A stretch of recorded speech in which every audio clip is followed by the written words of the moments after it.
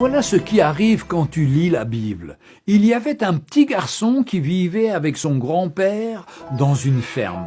Chaque matin, le grand-père chrétien se levait tôt et prenait un peu de temps pour lire les Écritures. Son petit-fils essayait de l'imiter, mais un jour lui demande « Grand-père, j'essaie de lire la Bible, mais le peu de fois où j'arrive à y comprendre quelque chose, je l'oublie presque aussitôt. Alors, à quoi ça sert ?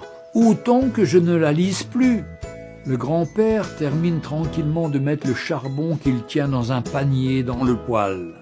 Puis il dit à son petit-fils « Va au fleuve et apporte-moi de l'eau. » L'enfant y va, mais bien entendu, quand il revient, il n'y a plus d'eau dans le panier. Le grand-père ricane et dit « Eh bien alors, tu dois être plus rapide. Allez, vas-y, retourne au fleuve et prends de l'eau. » Le petit-fils qui a perdu son souffle se dit « Mais c'est impossible, on va chercher l'eau avec un seau. » Mais le grand-père insiste. « Je ne t'ai pas demandé un seau d'eau, mais un panier d'eau.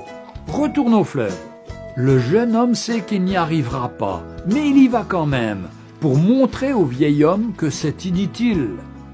Il a beau être rapide, l'eau filtrait des trous du panier.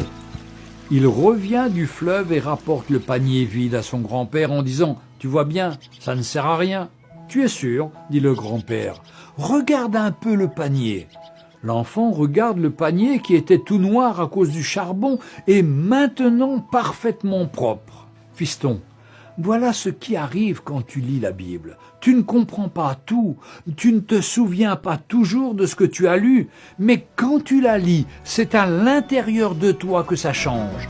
Dieu travaille comme cela dans nos vies. Il nous peaufine intérieurement et peu à peu nous transforme pour que nous puissions lui ressembler.